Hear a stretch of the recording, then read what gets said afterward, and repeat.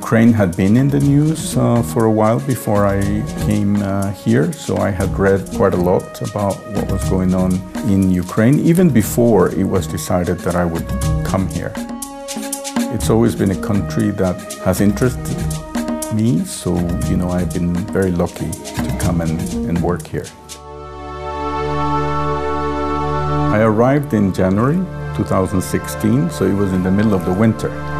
For somebody coming from a tropical country, you may think that this was a little bit of a shock, but no, quite the contrary. I think the winter is also a very beautiful season here in Ukraine. So it was nice to come in when everything was covered in snow. Kiev is a beautiful city. For me, it was nice also to be able to walk everywhere. It's an extremely safe city compared to many other cities around the world. UNHCR is a very particular UN agency because we work with people.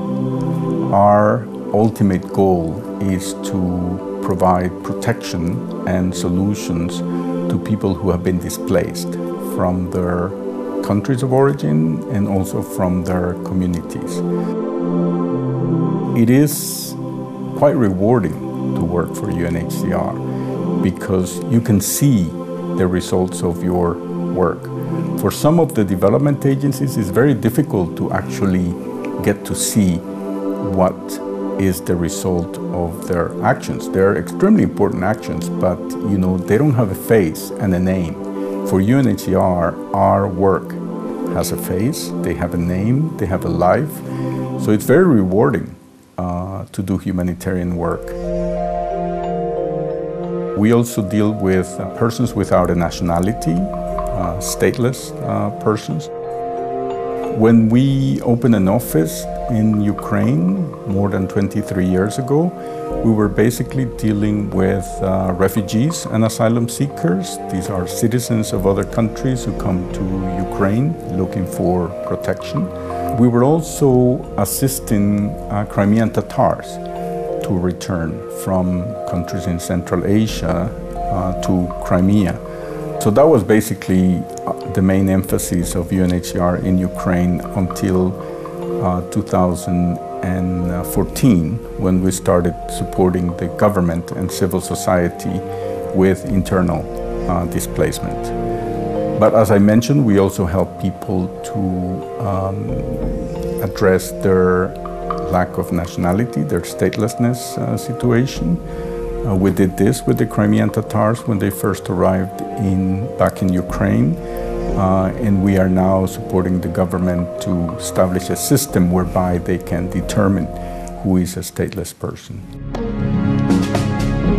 It's not an easy process because obviously you have to determine whether a person is a refugee. So when you first arrive in a country, you have to apply, and then you become an asylum seeker.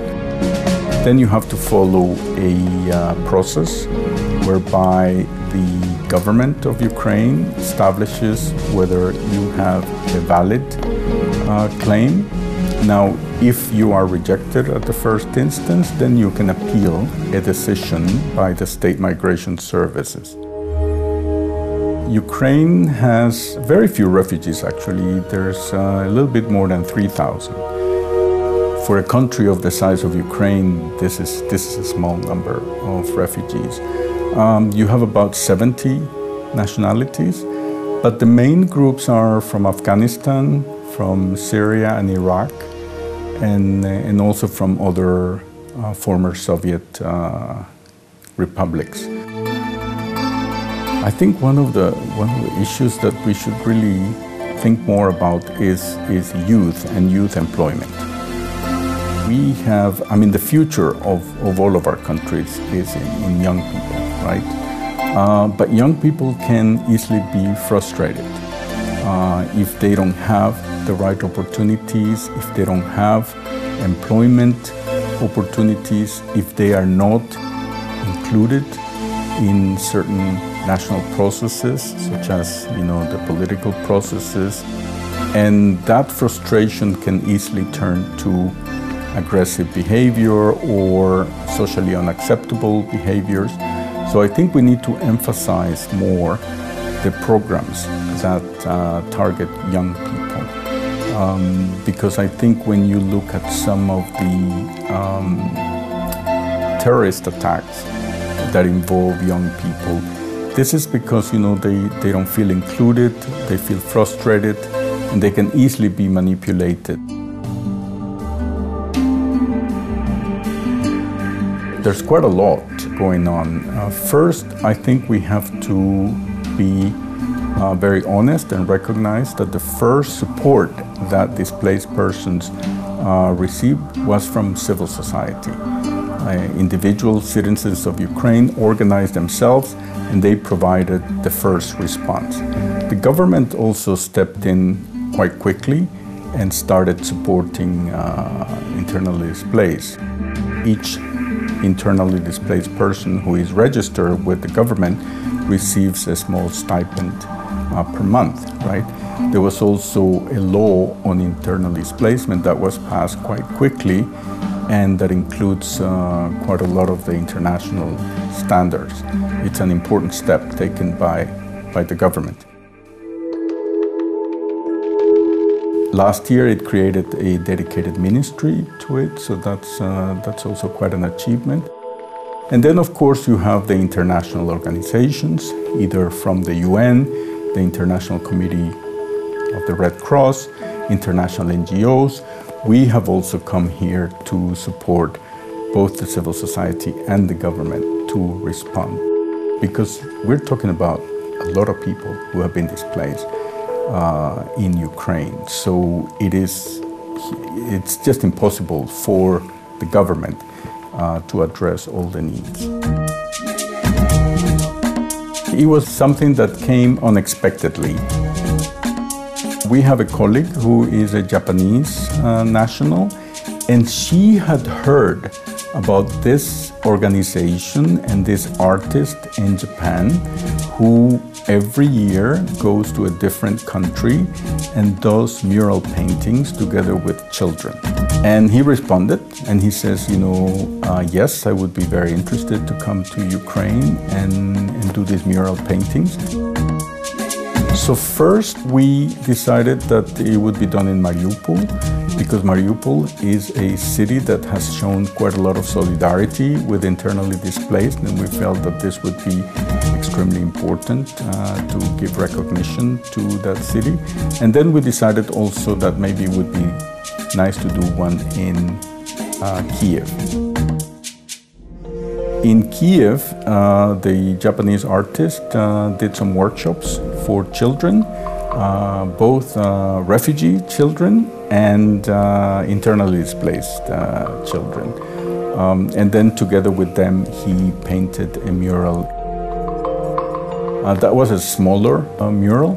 The one in Mariupol was much larger, and that was done together with local children and internally displaced children. It turned out to be bigger than what the artist expected in Mariupol, but if you look at it, it's quite a beautiful piece of art, because that's what these murals are.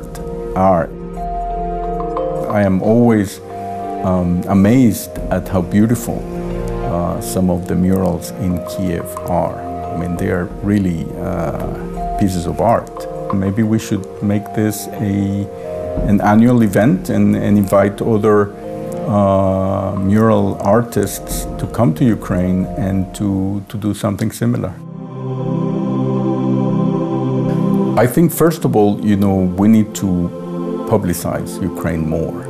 I mean, this is a country that offers so much for tourists, and unfortunately not very many people in certain parts of the world know about the beauty of Ukraine. I have many friends from Latin America who come to countries that are next door.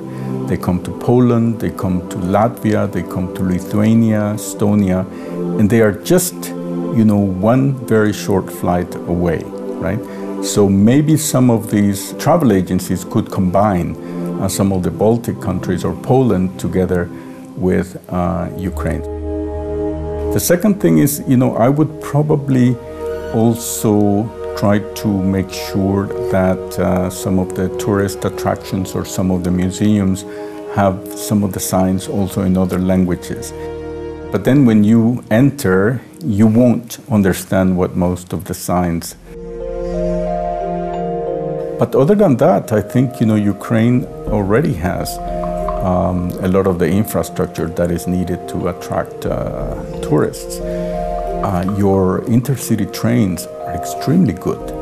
They are fast, they have Wi-Fi, you have services inside the train, you have very good restaurants.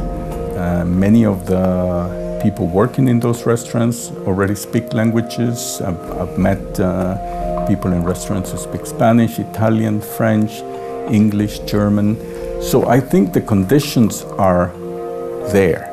I live near Crescati and I like that area because it has a lot of restaurants, it has a lot of cafes, it has a lot of bars. And so I really, really enjoy, just walking around and sitting in some of the cafes. I find Ukrainians extremely open and friendly, and that, I think, puts us in a similar category as people from Latin America. I find the Ukrainians very welcoming. They're not necessarily afraid or foreigners, quite the contrary. I think they are curious about, the rest of the world. And so when they meet people like me, they're interested in finding out about, Latin America, about my country. So I think, like I said, there's probably more similarities than we would think.